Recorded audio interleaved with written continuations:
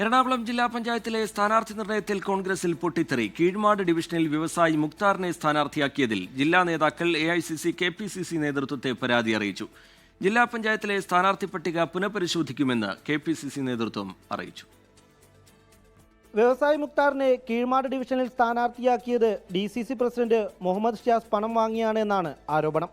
മണ്ഡലത്തിലെ മുതിർന്ന നേതാക്കളെ തഴഞ്ഞ് DCC പ്രസിഡന്റ് മുഹമ്മദ് ഷിയാസ് തീരുമാനമെടുത്തുവെന്ന് ജില്ലയിലെ നേതാക്കൾ KPCC പ്രസിഡന്റിനെയും ദീപാദാസ് മുൻഷിയെയും അറിയിച്ചു. DCC പ്രസിഡന്റ് ഏകാധിപതിയെ പോലെ പെരുമാറുന്നുവെന്നും പരാതി ഉയർന്നു. മാത്യു കുഴനാടനും അബ്ദുൾ മുത്തലിബും അടക്കമുള്ള നേതാക്കളാണ് നേതൃത്വത്തിന് മുന്നിൽ പരാതി ഉന്നയിച്ചത്.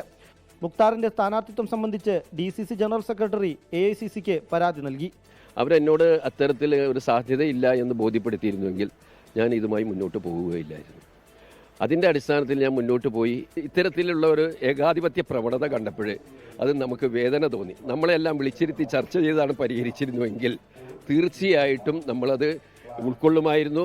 മുക്താറിനെ മാറ്റിയില്ലെങ്കിൽ സ്ഥാനാർത്ഥിത്വത്തിൽ നിന്ന് പിന്മാറുമെന്നാണ് വാഴക്കുളം പഞ്ചായത്തിലെ 24 കോൺഗ്രസ് സ്ഥാനാർത്ഥികളുടെ ഭീഷണി.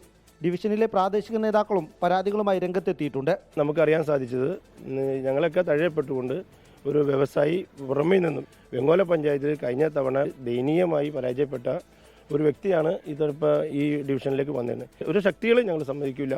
അത് ആരൊക്കെയാണോ അത് തിരുത്തിയേ തന്നെ മതിയാവൂ. കോൺഗ്രസിന് ഒരു തെറ്റ് പറ്റിയാൽ അത് കോൺഗ്രസിൻ്റെ നേതൃത്വം തന്നെ തിരുത്തുമെന്ന് എനിക്ക് നല്ല വിശ്വാസമാണ്. വിഷയത്തിൽ പുനഃപരിശോധന നടത്താനാണ് KPCC നേതൃത്വത്തിന്റെ നിർദ്ദേശം. റാഫി കരീം, 24 കൊച്ചി. ലോകത്തെവിടെയായാലും ഏത് സമയത്തും 24 വാർത്തകളും ഓഗ്മെന്റഡ് റിയാലിറ്റി പാക്കേജുകളും എക്സ്പ്ലെയിനറുകളും വിശദമായി കാണാൻ ഞങ്ങളുടെ YouTube ചാനൽ നിങ്ങൾക്ക് സബ്സ്ക്രൈബ് ചെയ്യാം.